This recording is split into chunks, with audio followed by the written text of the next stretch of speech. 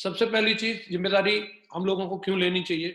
ज़िम्मेदारी एक लेने की एक वजह ये भी है कि जब इस बिज़नेस में हम लोगों को एक कोई कामयाबी या कोई एक लेवल मिल जाता है, जैसा कि मैं यहाँ देख पा रहा हूँ सभी ज़्यादातर रूबी और डायमंड्स और उसके अबव के लेवल के लोग हैं।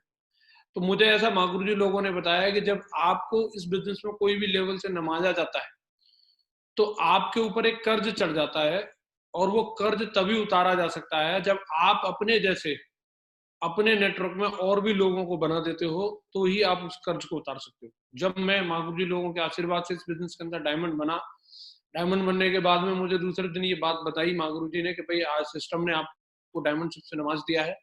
अब आपकी ज़िम्मेदारी है अगर आप इस कर्ज को उतारना चाहते हो, तो आप अपनी टीम में और सैकड़ों लोगों को डायमंड बना करके इस कर्ज को उतार सकते हो। तो ज़िम्मेदारी का मतलब है जो हम लोगों को जो लेवल मिला है, हम उस लेवल पे दूसरे लोगों को ला लेकर के आएँ, ये हमारी ज़िम्मेदारी बनती है। और उसके लिए अलग-अलग रोल हैं जो हमें अलग-अलग लेवल पर रह करके हमें प्ले करने की ज़रूरत पड़ती है। जिस लेवल पर रह करके जो रोल हम लोगों को दिया जाता है, अगर हम उस रोल को परफेक्टली निभाते हैं, तो फिर हमारे लिए कोई भी लेवल बड़ा नहीं रह जाएगा। हम जो भी लेवल सिस्टम के अंदर, कंपनी के अंदर बनाए, उस हर एक लेवल को हम इस बिज़नेस के अंदर प्राप्त कर सकते हैं। ज़िम्मेदारी की उपलब्धियाँ क्या हैं? अगर कोई व्यक्ति ज़िम्मेदारी लेता है, तो उस व्यक्ति को क्या ऐसी चीज़ें हैं जो उसको एक एज़ एन अचीवमेंट मिलती हैं? वैसे तो इसकी लिस्ट बहुत लंबी बनाई जा सकती है। लेकिन मैं अगर यहाँ कहूँ, जो व्यक्ति ज़िम्मेदारी लेता है, उसका सबसे पहला अचीवमेंट तो ये होता है, हर व्यक्ति की जुबान पे उसका नाम रहता है। जिसने भी जिस चीज़ के लिए भी ज़िम्मेदारी ली होगी, उसके बारे में ही लोग बात करेंगे कि साहब ये वाला काम किस व्यक्ति के द्वारा हो रहा है या किस व्यक्ति के द्वारा किया गया है।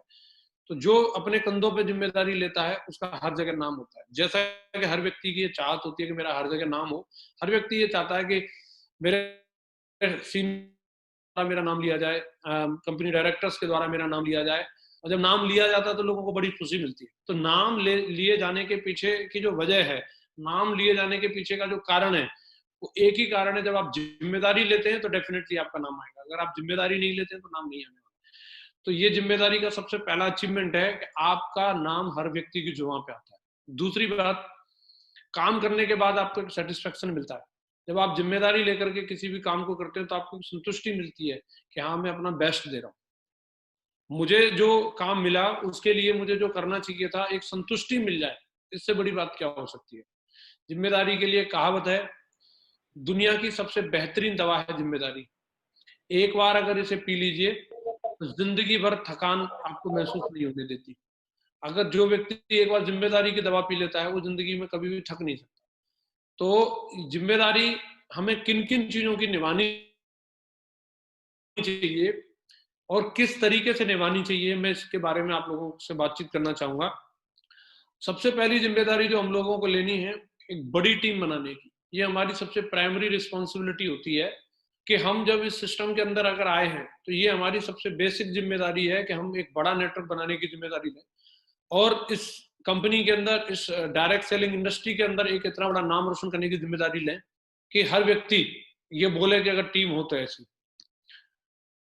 ज़िम्मेदारी लेनी होगी हमें लोगों को सिखाने की।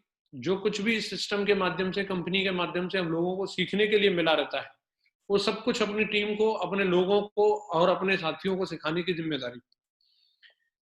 ज़िम्मेदारी लेनी होगी हमें लोगों की समस्या सुलझाने की। ये सबसे महत्वपूर्ण ज़िम्मेदारी है। टीम हमारी तभी स्मूथली काम कर सकती है जब हम लोगों की समस्याओं को सुलझाने का काम करेंगे। लोगों में बहुत बड़ा पोटेंशियल होता है, लेकिन छोटी-छोटी सी समस्याएँ आकर के खड़ी हो जाती हैं। और एक छोटी समस्या किसी भी व्यक्ति के लिए बहुत बड़ी समस्या बन सकती है। वो व्यक्ति के लिए एक पैर के कांटे की तरह होती है। अगर पैर में जब तक कांटा चुभा रहेगा, वो कंफर्टेबली व्यक्ति दौड़ नहीं सकता। आपकी नज़रों में हो सकता है वो समस्या छोटी हो, लेकिन आपकी टीम के लीडर के नज़रों में वो समस्या बड़ी हो सकती है। एक लीडर होने के नाते हम सब लोगों की ये ज़िम्मेदारी बनती है कि हम अपनी टीम को एक स्मूथ हाईवे बना करके दें, जिसके ऊपर वो दमदारी के साथ में दौड़ सके। जितनी भी समस्याएँ आती हैं, उन समस्याओं को सुलझाने की ज़िम्मेदारी हमको खुद से लेनी चाहिए। लोगों को सफल बनाने की। अगर हम इस बिज़नेस में अपने आप को ही सफल बनाने के बारे में सोचते हैं तो बहुत बड़ा काम नहीं होगा। लेकिन अगर हम अपने एक लेफ्ट में और एक राइट में 2 आईडी को अगर हम गोद ले लेते हैं, 2 आईडीज़ को अगर हम ये मान लेते हैं कि ये मेरी हैं, मैंने इनको अडॉप्ट कर लिया है एक तरीके से और मैं इनका लालन-पालन करूँगा। अगर ये जो मेरी एक लेफ्ट वाली आईडी और एक मेरी राइट वाली आईडी, अगर इन दोनों आईडियों पे मुझे डायमंड शो करवाना है, इन दोनों आईडियों पे मुझे कैपिंग लानी है, अगर इन दोनों आईडियों पे कैपिंग नहीं नहीं आई तो मेरी इज्जत का सवाल है। जब व्यक्ति दूसरे की सफलता की जिम्मेदारी ले लेता है तो खुद को वो परम सफलता के लिए डेफिनेटली वो पेटेंट कर लेता है। लेकिन ज्यादातर लोग अपनी सफलता के बारे में सोचते हैं, लेकिन हमारे बिजनेस में अगर आप दूसरे लोगों को सफल बनाने के बारे में अगर सोचते हैं और उनको सफल बनाने की जिम्मेदारी ले लेते हैं, कई बार लोग बोलते हैं कि ये कमिटमेंट नहीं दिखा रहा, ये ऐसा नहीं कर रहा। हमें स्वयं की कमियों के बारे में पता नहीं रहता। जब हम लोग इस बिजनेस में आए थे, हमें खुद मालूम नहीं है हमारे अंदर कितनी सारी कमियां थी, लेकिन हमारे सीनियर्स ने, हमारे अपलायनों ने हमें सफल बनाने की जिम्मेदारी ली। आज अगर इस बिजनेस में मैं जो कुछ भी हूं, तो उसका वजह है कि मेरे ग्रेट मेंटर्स ने, महागुरु जी लोगों ने ये कमिटमेंट ले लिया, उन्होंने इस बात की जिम्मेदारी ले ली कि भाई हमें जसवीर को डायमंड बनाना है, और उन्होंने जिम्मेदारी ली तो उन्होंने मुझे डायमंड बना दिया। अब उन्होंने मेरी कमजोरियों की तरफ नहीं देखा। तमाम ढेर सारी कमियां व्यक्ति के अंदर भरी रहती हैं। महागुरु जी हमेशा बोलते हैं धोबी के पास गंदे कपड़े ही आते हैं। कोई भी व्यक्ति प्रेस किए हुए और साफ सुथरे कपड़े लेकर के धोबी के पास नहीं आता। तो ये हमारी जिम्मेदारी बनती है कि जैसा भी है, कुरकुरे का ऐड हमें याद रखना है, टेढ़ा है पर मेरा है। जैसा भी है, जिस हाल में भी है, मैं इसको सिखाऊंगा, मैं इसको समझाऊंगा, इसकी जिम्मेदारी मेरी है और मैं हर हाल में इस व्यक्ति को सफल बना करके दिखाऊंगा। अगर हम इस तरीके की जिम्मेदारी निभाते हैं तो डेफिनेटली एक टीम वर्क की भावना आती है। जिम्मेदारी में और अधिकार में एक थोड़ा सा हमें कंपैरिजन समझना है कि जब हम लोगों को जिम्मेदारी मिलती है तो कई बार हम उसको अधिकार समझ बैठते हैं, लेकिन जिम्मेदारी में और अधिकार में दोनों चीजों में एक अंतर है। मैंने यहाँ एक डायग्राम बनाया है, उससे आपको समझ में आएगा। अधिकार में आदेश का भाव होता है। जब आप किसी भी काम को कर रहे हैं और आपके अंदर आदेश का भाव है, इसका मतलब आप अधिकारों का उपयोग कर रहे हैं। लेकिन जिम्मेदारी में सेवा का भाव होता है। वो अधिकारों की बात नहीं करेगा, वो सेवा के मन से कर रहा है, तो समझ लो वो जिम्मेदारी को पूरा कर रहा है। और आदेश दे रहा है, समझ लो वो अपने अधिकार की बात कर रहा है। अधिकार में तानाशाही झलकती है और जिम्मेदारी में टीम भावना दिखती है। अधिकार के भाव में क्या क्या कर सकता हूं का भाव आता है। अब मैं डायमंड बन गया, अब मैं क्या क्या कर सकता हूँ, अब मेरे को फार्म कितने का मिलेगा, क्या मैं टूल्स मंगा सकता हूँ, सर अब ये वाला फंक्शन मैं करवा सकता हूँ, उसमें क्या क्या कर सकता हूँ, अपनी ऑथोरिटीज के बारे में व्यक्ति बात करता है।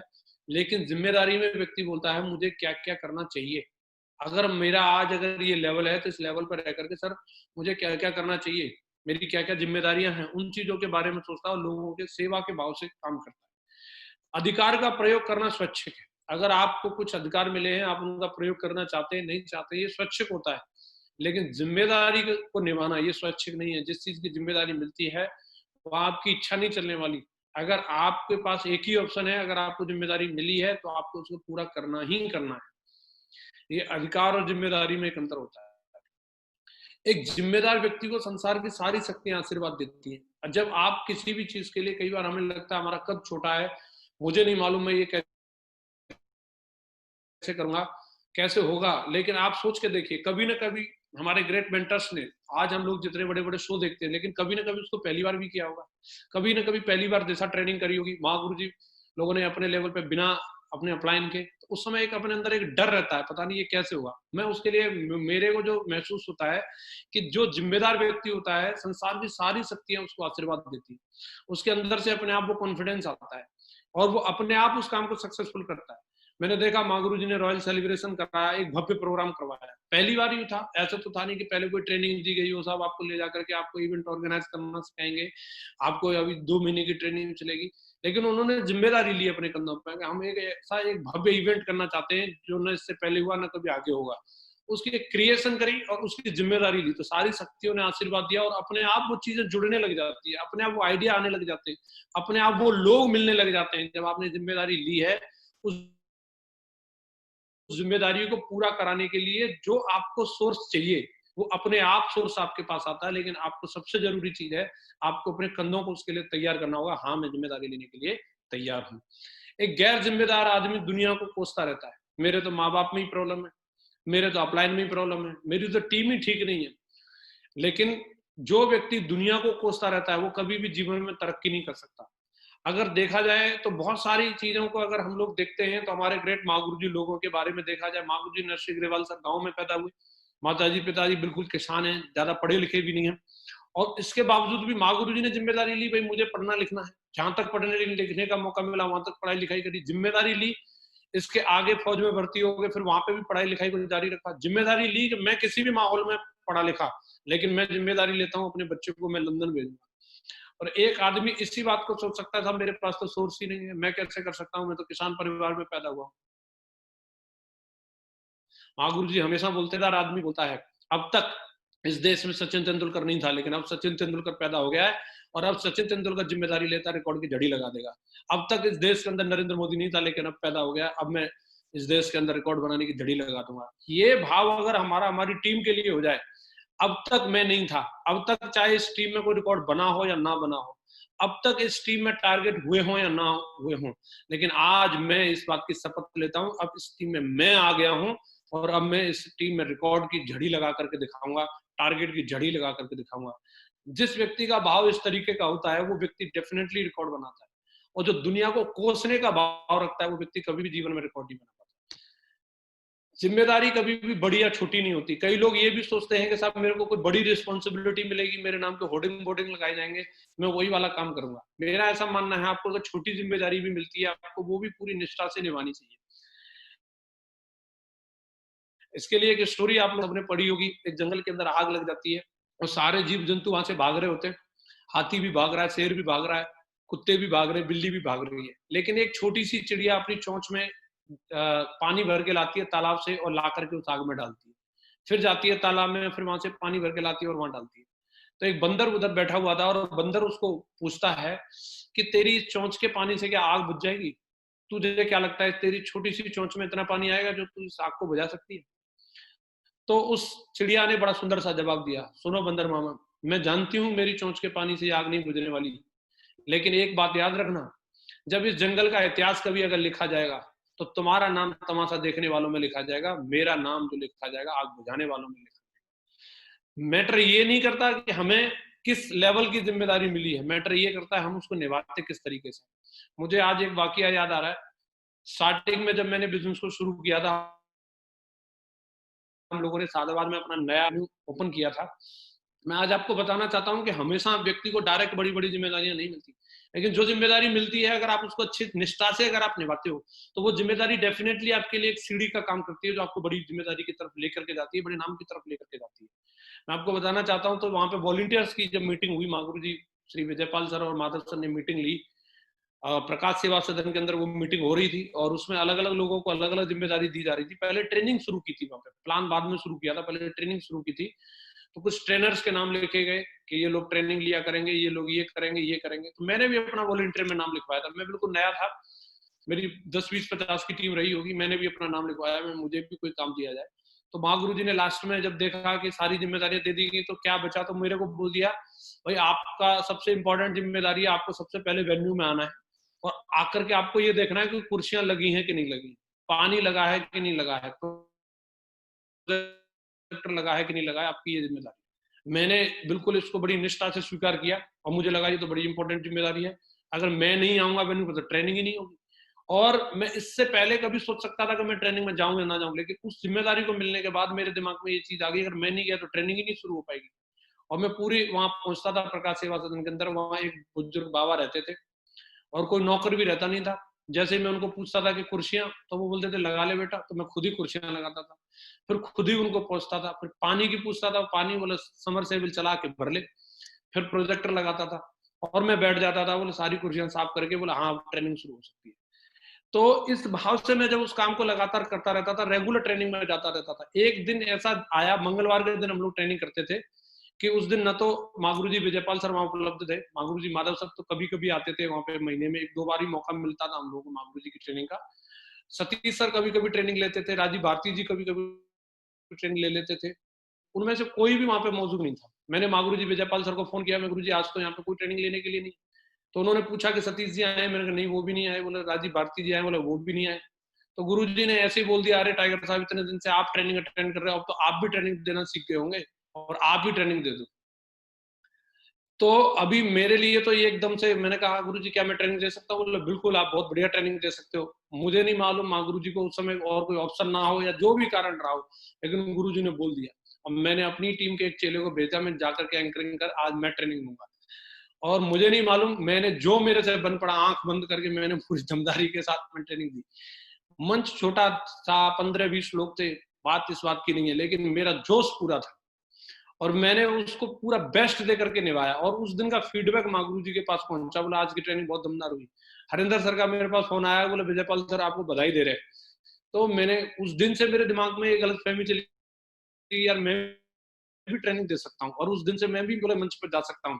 अगर मैं वहां पे रेगुलर आने की जिम्मेदारी नहीं लेता तो डायरेक्ट किसी भी व्यक्ति को एकदम से दिशा की कुर्सी पे बैठाया जाएगा, ऐसा नहीं होता। आपको पहले छोटे लेवल की जिम्मेदारी दी जाती है। अगर आप उस जिम्मेदारी को ठीक से निभाते हो तो एकदम वो भी आता है कि आपको बुला करके बड़े लेवल की भी जिम्मेदारी दी जाती है। जिम्मेदारी हमें किन किन चीजों की लेनी चाहिए, इंडिविजुअल लेवल पर अगर हम देखें तो हमें 5 प्रकार की जिम्मेदारियों को अपने अपने लेवल पर निभाना चाहिए। सबसे पहली जिम्मेदारी जो मेरा मानना है, हमें अपनी पुरानी गलतियों से सीखने की। ये कोई और नहीं लेगा, ये हमें ही लेनी पड़ेगी। हमारे बहुत सारी ऐसी गलतियां हम लोगों से हो जाती हैं, लेकिन गलतियां करना कोई अपराध नहीं है, लेकिन गलतियों से सीख ना लेना ये अपराध है।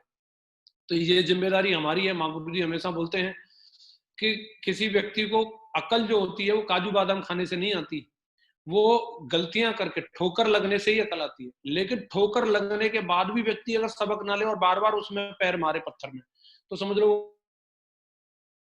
वो मूर्ख है। तो ये बनती है कि हमने जो गलतियां करी हैं हम उन गलतियों से सबक लें। दूसरी जिम्मेदारी हमारी बनती है कि खुद में कोई अच्छी आदत डालने की। हमारे अंदर कोई हैबिट अगर डेवलप होगी, कि ये कोई मिरेकल या कोई जादू नहीं है, ये हमें खुद से जिम्मेदारी लेनी पड़ती है। अगर हमें अपना वजन कम करना है, या हमें अपना वजन बढ़ाना है, या हमें बुक पढ़ने की आदत बनानी है, किसी भी चीज की अपने अंदर कोई अगर हैबिट डेवलप करनी है तो ये जिम्मेदारी हमारी है। कई बार हम अपने मेंटर पे, अपने कोच पे, कभी दाएं बाएं लोगों पे, कोई लोगों पे हम डाल देते हैं कि वो मुझे मोटिवेट करेंगे। वो मोटिवेट कर सकते हैं, लेकिन फिर भी आपको जिम्मेदारी लेनी पड़ेगी अपने अंदर वो आदत डेवलप करने की। तीसरी बात, अपनी स्किल को बढ़ाने की जिम्मेदारी भी हमारी होगी, कि आज मेरे अंदर क्या क्या खूबियां हैं और कल मेरे को क्या क्या खूबी होनी चाहिए। एक टाइम था कि मुझे लैपटॉप में चालू और बंद करना नहीं आता था। महागुरु जी ने मुझे दिल्ली से लैपटॉप दिलवा दिया और मैं जोधपुर जा रहा था। अब मेरे अंदर जोश तो इतना था कि मेरे महागुरु जी ने मेरे को बोला था कि आप इसे वहीं जोधपुर जाकर के चलाना, लेकिन मैं माना नहीं। मैंने ट्रेन में ही उसको चालू कर लिया, और ट्रेन में चालू तो कर लिया, लेकिन मुझे बंद करना नहीं आ रहा। एक टाइम वो था कि मैं लैपटॉप में चालू बंद करना नहीं जानता था, लेकिन ये अपनी योग्यता को बढ़ाने की जिम्मेदारी मेरी थी कि अब मुझे अपनी टीम को ट्रेन करना है, स्लाइड कैसे बनानी है, कैसे इस लैपटॉप को ऑपरेट करना है। अब इसके लिए चाहे मुझे कोचिंग लेनी पड़े, चाहे अपने गुरुजी लोगों से पूछना पड़े, चाहे कोई भी तरीका आजमाना पड़े। मुझे हिंदी की टाइपिंग नहीं आती थी, गुरु जी ने हिंदी की टाइपिंग सिखाई। जिस दिन से मुझे हिंदी की टाइपिंग आई, उस दिन से तो मेरे लिए समझ लो 4 चांद हो गए। मेरे लिए तो इतना आसान हो गया काम करना। मैं स्पेलिंग मिस्टेक होती थी, मैं अपनी बात सही कंफर्टेबली नहीं रख पाता था। लेकिन ये जिम्मेदारी हमारी है कि हम वो तरीके ढूंढे अपनी बात लोगों तक पहुंचाने की, अपनी स्किल को डेवलप करने की जिम्मेदारी हमारी है। अपने जीवन की जिम्मेदारी, अपनी जिंदगी को अपने कंधों से, अपने आप से जीने की जिम्मेदारी, और खुद को खुश रखने की जिम्मेदारी। अपनी खुशी का रिमोट कंट्रोल किसी दूसरे के हाथ में ना दे। अगर उसने दुखी का बटन दबा दिया तो हम दुखी हो गए, उसने खुश रहने का बटन दबा दिया तो हम खुश हो गए। वो रिमोट कंट्रोल हमारे खुद के हाथ में होना चाहिए, और उसकी जिम्मेदारी हमें ही रख लेनी है। मुझे खुद को कैसे खुश रखना है, इसकी जिम्मेदारी हमारी होनी चाहिए। जिम्मेदारी के बारे में एक बात बोली जाती है, ट्रक के पीछे आप लोग सब लोगों ने लिखा देखा होगा, लटक मत पटक दूंगी। तो जो लोग इस बिजनेस में आधे अधूरे मन से काम करते हैं, तो समझ लो वो इस बात को समझ लें, या तो चढ़ जाओ या फिर उतर जाओ। या तो इस बिजनेस को करना है तो पूरी दमदारी के साथ करना है, या नहीं तो फिर घर बैठिए। लोगों के जीवन के साथ खिलवाड़ नहीं करनी चाहिए। इस बिजनेस में मैंने जो सीखा है, या तो करिए पूरे मन से करिए, नहीं तो फिर अपने घर बैठिए। ये एक मैसेज हमेशा से महागुरु जी लोग देते थे। एक और ट्रक के पीछे मैंने लिखा देगा, ये भी मेरे को बड़ा अच्छा लगा, जिम्मेदारी के लिए मैंने नोट किया। दम है तो क्रॉस, नहीं तो बर्दाश्त कर। दम है तो क्रॉस कर, नहीं तो बर्दाश्त कर। कई लोग जो है कंप्लेंट करते रहते हैं, मेरा अपलाइन ठीक नहीं है, मेरा ये बंदा ठीक नहीं है। तो आप जिम्मेदारी क्यों नहीं लेते? आप याद रखिए, शोषण जो होता है वो एक कहेंगे आलसी आदमी का शोषण होता है, जोशीले आदमी का कभी शोषण नहीं हो सकता। कई लोग अपना शोषण होने की शिकायत करते हैं, और मुझे जो लगता है कि अगर तेरे अंदर जोश है तो तेरा शोषण कौन कर सकता है? व्यक्ति जब खुद से जिम्मेदारी नहीं लेना चाहता और दूसरों को वो शिकायत करता रहता है। मुझे ऐसा लगता है, या तो आप जिम्मेदारी लेकर के आगे बढ़ो, नहीं तो लोगों को फिर बर्दाश्त करो। जैसा सामने वाला कर रहा है फिर आपको उसके हिसाब से चलना चाहिए। किसी कार्य के लिए अपना बेस्ट दीजिए, जो आपको जिम्मेदारी मिली है, आपको जैसा आता है। किसी भी चीज के लिए कोई ऐसा कोई मानक नहीं बनना, आप अपना बेस्ट दीजिए, और उसके बाद आप चैन की सांस से आप बढ़िया चैन की नींद सो सकते हैं। लेकिन जब तक आप जिम्मेदारी मिली और अपना बेस्ट नहीं देते तो कहीं ना कहीं अपने मन के अंदर डाउट रहता है कि मैं इसको और अच्छे तरीके से कर सकता था। सिस्टम में हमारे को क्या क्या जिम्मेदारियां मिलती हैं, इसके बारे में महागुरु जी ने हम लोगों को बहुत बढ़िया तरीके से लेवल वाइज बताया है। मैं उसके बारे में बताना चाहूंगा। अगर हम अपने सिस्टम के अंदर अपने लेवल वाइज एक एक जिम्मेदारी को सही तरीके से समझ लें और उनको अगर हम निभाने लग जाएं तो डेफिनेटली हम इस बिजनेस के अंदर बहुत बड़ा काम कर सकते हैं। मैं बात करूंगा यहाँ पे स्टार्टिंग से लेकर के सिल्वर लेवल से लेकर के और आगे रेड क्लब तक की हम लोग जिम्मेदारियों के बारे में बात करेंगे। सिल्वर लेवल के बारे में महागुरु जी ने बताया है, हमेशा अपने पहनावे पर ध्यान दीजिए, आप बदलेंगे तभी आपका व्यवसाय बढ़ेगा। जब तक हमारे ड्रेस कोड के अंदर बदलाव नहीं आएगा तब तक हमारे अंदर एक कॉन्फिडेंस भी नहीं आता। अपने अंदर कॉन्फिडेंस लाने के लिए अपने ड्रेस कोड पर ध्यान देना जरूरी है, पहली जिम्मेदारी। दूसरा बताया अपनी टीम के इच्छुक और सचेत, मतलब जो लोग एक्टिव है और जिनके अंदर बिजनेस को काम करने की चाहत है, उन लोगों की लिस्ट बनाना, अपने लोगों को सिलेक्ट करना, ये भी हमारी जिम्मेदारी है। अपनी टीम के साथ और अपने आप से स्वयं ईच वन टच 10 फॉर्मूले पर काम करना। कई लोग क्या करते हैं, दूसरे लोगों को सिखाते हैं, बोले आज एक मैं नया फॉर्मूला सीख के आया हूँ। पहले किसी भी फॉर्मूले पर खुद से काम करने की हमें जिम्मेदारी लेनी है। जैसे कि यहाँ बताया ईच वन टच 10 के बारे में, जब तक हम 10 लोगों से ना मिलने तब तक घर नहीं जाना। ये जिम्मेदारी अगर हम सिल्वर लेवल पर अगर हम निभाते हैं तो हमारा बिजनेस हमेशा अपसाइड जाएगा। अपने प्रतिदिन कार्य की रिपोर्टिंग अपने अपलाइन तक पहुंचाना, रिपोर्टिंग इस बिजनेस के अंदर बहुत महत्वपूर्ण काम है। आप कॉल करके या एसएमएस के द्वारा आप अपने अपलाइन तक रिपोर्टिंग पहुंचा सकते हैं। हर सप्ताह जो भी ज्वाइन होने वाले हमारे साथ में एसोसिएट हैं, उनकी हर हाल में एफआईएम करना या किसी दूसरे लीडर के द्वारा करवाना। ग्रुप मीटिंग का आयोजन करना और उसमें बढ़ चढ़ करके हिस्सा लेना। वेन्यू पर होने वाली हर मीटिंग ट्रेनिंग का हिस्सा बनना और अपनी टीम को भी बढ़ चढ़ करके उसका प्रमोशन करना सिल्वर लेवल के लीडर की जिम्मेदारी होती है। अपनी टीम के ज्यादा से ज्यादा लोगों को कोर बनाना। कोर का मतलब महागुरु जी ने बहुत अच्छे तरीके से बताया। कोर का मतलब ये नहीं है कि आप उसको 3 दिन 4 दिन की ट्रेनिंग दे दें और उसको रट्टा मार करके अपना ज्ञान प्रवचन और वो उनको श्लोक सुना करके भेज दें।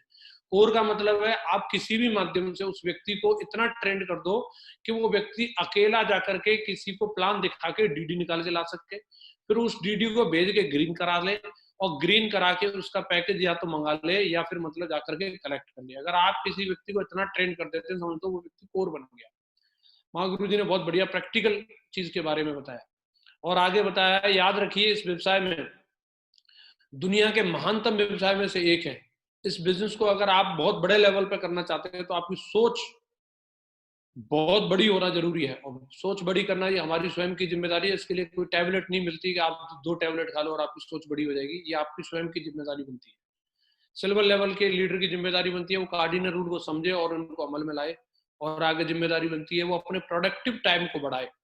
इस लेवल पर रह करके प्रोडक्टिव समय बढ़ाना, आपको ज्यादा से ज्यादा प्लान और ज्यादा से ज्यादा फॉलोअप, इसी से आप अगले लेवल पर जाएंगे। आपकी सबसे इंपॉर्टेंट जिम्मेदारी है कि आप बाकी चीजों में चिंता में या इधर उधर की चीजों में अपना समय बर्बाद न करें, प्लान और फॉलोअप पे अपने समय को ज्यादा से ज्यादा लगाएं। बात आती है आगे गोल्ड लेवल की। गोल्ड लेवल की जिम्मेदारियों में महागुरु जी ने आगे बताया है कि गोल्ड लेवल इस बिजनेस का एक बहुत ही महत्वपूर्ण लेवल है और इस लेवल पर रह करके व्यक्ति को क्या क्या जिम्मेदारियों को निभाना चाहिए। सबसे पहली चीज, आप इस लेवल पर रह करके ग्रुप मीटिंग का बहुत अच्छे से फायदा ले सकते हैं। ये बहुत ही शानदार लेवल है जिस लेवल पर रह करके ज्यादा से ज्यादा ग्रुप मीटिंग की जा सकती है और जो गोल्ड लेवल पर रह करके व्यक्ति सबसे ज्यादा ग्रुप मीटिंग करता है उसका बिजनेस बहुत तेजी से आगे बढ़ता है। इस लेवल पर रह करके एक्साइटमेंट बहुत जरूरी है, फॉर्मल ड्रेस में रहना और हर मीटिंग और हर ट्रेनिंग को पूरी दमदारी के साथ प्रमोट करना। इस लेवल पर रह करके आपकी जिम्मेदारी बनती है कि आप अपने इर्द गिर्द के स्टार परफॉर्मर्स को वॉच करें, उनको देखें कि वो लोग ऐसा क्या कर रहे हैं अपने बिजनेस को बढ़ाने के लिए, क्योंकि ये वो लेवल है जब आपके पास भी सैकड़ों की टीम है और एक से टैलेंटेड लोग आपकी टीम में हैं। आपकी जिम्मेदारी बनती है कि आप अपने नेटवर्क में उन लोगों को देखिए जो आपके कोलैग में हो या आपके डाउनलाइन में हो या कहीं पे भी आपके अपलाइन में हो, जो बेस्ट परफॉर्मर हैं वो ऐसा क्या कर रहे हैं और उन कामों को कॉपी करो, उनको ऑब्जर्व करना और अपनी टीम में उन चीजों को लागू करना। ये गोल्ड लेवल की जिम्मेदारी है। अपने अपलाइन के साथ में हमेशा संपर्क में रहना, अपनी टीम के 10 लोगों से डेली कॉल करना और इस लेवल पर रह करके बहुत महत्वपूर्ण हो जाता है। अपनी इनकम का 50 से 70% पैसा अपने बिजनेस को डेवलप करने के लिए लगाना, ये बहुत जरूरी है। जैसे हम क्या क्या कर सकते हैं, लैपटॉप लेना, प्रोजेक्टर लेना, टूल्स मंगाना, फंक्शंस के लिए टिकट खरीदना एडवांस में, किसी मीटिंग को आयोजित करना, पास प्रमोशन करना, इनमें आप ट्रेवलिंग करना, इनमें भी आप अपना 50 से 60% पैसा आप जो आपको अर्निंग हो रही है वो आप इसमें इन्वेस्ट कर सकते हैं। 3 कार्डिनल रूल को समझते हुए अपने बिजनेस को आगे बढ़ाते रहना, और महीने में एक बार अपने अपलाइन से कोड ट्रेनिंग का आयोजन कराना। कभी भी आपको ओवर कमिटेड नहीं होना है। लक्ष्य निर्धारित करते समय अपने अपलाइन के साथ में सुझाव जरूर लें। कई बार लोग एक्साइटमेंट में आकर के तुरंत सेट कर लेते हैं मुझे स्कॉर्पियो लेनी है। तो आपको जब कोई भी टारगेट आप सेट कर रहे हैं या आप कोई भी चीज के बारे में आप अपनी गोल बुक पे लिख रहे हैं, तो आप अपने एक्टिव और सक्सेसफुल अपलाइन से एक बार सलाह जरूर लें। अगला लेवल आता है ब्लू क्लब। ब्लू क्लब में हमारे पर्ल और टोपाज आते हैं, और पर्ल और टोपाज के लिए जो जिम्मेदारी है, इस क्लब में पहुंचने के बाद आपकी दोनों लेग में एक एक वेन्यू, कम से कम एक एक वेन्यू की शुरुआत होनी चाहिए जहां प्रोजेक्टर लग के वेन्यू चल रहा हो। आपकी टीम में कम से कम प्रति सप्ताह आपका टारगेट होना चाहिए कि ज्यादा से ज्यादा वेन्यू रन करें। और आप टारगेट लीजिए, जैसे आपने पहले लैपटॉप लेने का टारगेट लिया था, अगर पर लेवल पे रह करके अगर आप 2 वेन्यू चला रहे हैं, तो टोपाज लेवल पे 1500-2000 की जब आपकी टीम हो जाती है, तो कम से कम 10-10 प्रोजेक्टर आपकी टीम में होने चाहिए। अगर आप ये टारगेट पूरा करते हैं तो आपका बिजनेस और तेजी से आगे बढ़ेगा। वेन्यू जहां ऑपरेट हो रहा है वहां माहौल बहुत दमदार होना चाहिए। अगर माहौल खुशनुमा होगा तो आपके बिजनेस में 4 चांद। अब आप अपनी डायमंड अपलाइन से समझ करके सेल्फ टॉक तैयार करें। अपनी माइंड प्रोग्रामिंग करनी चाहिए। मानसिक विकास के लिए आपको किताबों का सहारा लेना चाहिए। जैसे महागुरु जी ने यहाँ कुछ किताबों के बारे में सलाह दी है, जैसे अति प्रभावकारी लोगों की 7 आदतें, मुश्किल काम सबसे पहले करें। ये 2 किताब के बारे में महागुरु जी ने, और भी कई किताबें जीता आपकी वगैरह जो बुक्स है जो आप इस लेवल पर रह करके पढ़ सकते हैं। समय के साथ लेवल को बढ़ाना और लेवल के हिसाब से अपनी पर्सनैलिटी को डेवलप करना, ये दोनों चीजों के बारे में हमें ध्यान देने की जरूरत है। टाइम टू टाइम अपने लेवल को चेंज करना और लेवल के हिसाब से अपनी पर्सनैलिटी को डेवलप करना, ये 2 चीज अंडरलाइन की जा रही है यहाँ पे, इनको हमें ध्यान में देना है। आपके रेड क्लब और डायमंड क्लब अपलाइन के द्वारा सुझाई हुई किसी भी एक्टिविटी के लिए, जैसे दिशा वर्कशॉप है या कोई भी वर्कशॉप और भी कोई एलडीपी है, उसके लिए बढ़ चढ़ के आपको प्रमोशन करना है। अपनी मेंटरशिप को चुने और उनकी गाइडलाइन में रह करके काम करें। एक कोई कोच होना और उसकी गाइडलाइन में रह करके काम करना। टीम की जिम्मेदारी स्वीकार करें, कठिन निर्णय लें, जैसे कहीं आउट ऑफ टाउन जाकर के बिजनेस को बिल्ड करना, नए नए शहर बिल्ड करना है, इस लेवल पर रह करके आप डेफिनेटली ये डिसीजन ले सकते हैं। और कार्डिनल रूल को कभी भी नहीं भूलना है, चाहे वो आपका लेवल कुछ भी हो, चाहे आप क्राउन एम्बेसडर हो जाए तो भी कार्डिनल रूल का हमेशा पालन करना है। अगला आता है आपका रेड क्लब। इस क्लब में आने के बाद आपकी जिम्मेदारी है, रेड क्लब में आपका अपना आना एक बहुत बड़े गौरव की बात होती है, एक बहुत ही सम्मानीय लेवल होता है रेड क्लब में आना। यहाँ आपके पास टीम भी हजारों में होती है और उसके हिसाब से उसको आगे विकसित करना और खुद को विकसित करना आपकी जिम्मेदारी है। इस लेवल पर रह करके आपको 3 पावर्स को समझना, power of submission, power of unity और पावर ऑफ स्पोकन वर्ड। ये 3 पावर्स का इस्तेमाल करना और इनको अमल में लाना बहुत जरूरी हो जाता है। इस लेवल पर रह करके कई लोग ईगो के शिकार हो जाते हैं, वो यूनिटी को खत्म करके वो अपने अलग अलग गैंग बनाने लग जाते हैं। वो गैंग ना बना करके हमें सिस्टम के साथ में अटैच रहना है। इस लेवल पर रह करके बुक पढ़ने की आदत को हमें बहुत ज्यादा डेवलप करने की जरूरत है, क्योंकि लोग आपको प्रमोट करने वाले हैं और आपकी उस लेवल के हिसाब से स्किल होनी चाहिए कि लोग जब आपको प्रमोट कर रहे हैं तो आप ऐसे उदाहरण या इस तरीके की चीजें लोगों के सामने पेश कर सके जो लोगों को सोचने पर मजबूर करें। इस लेवल पर रह करके आपको माइंड प्रोग्रामिंग की ताकत को समझना है। पढ़ने के लिए किताबें भी सजेस्ट करी हैं, आपके अवचेतन मन की शक्ति, मेरा चीज किसने चुराया, इस तरीके की किताबें आप इस लेवल पर जरूर पढ़ें। अपने ड्रेस कोड पर ध्यान दीजिए, क्योंकि आपका लेवल रेड कलर का लेवल है, आपको टिप टॉप रह करके ही रहना चाहिए हमेशा। लोग अब आपको एज एन सीनियर एक्सेप्ट करने लगे हैं और जब ड्रेस कोड अच्छा रहता है तो आपका मोरल भी हाई रहेगा।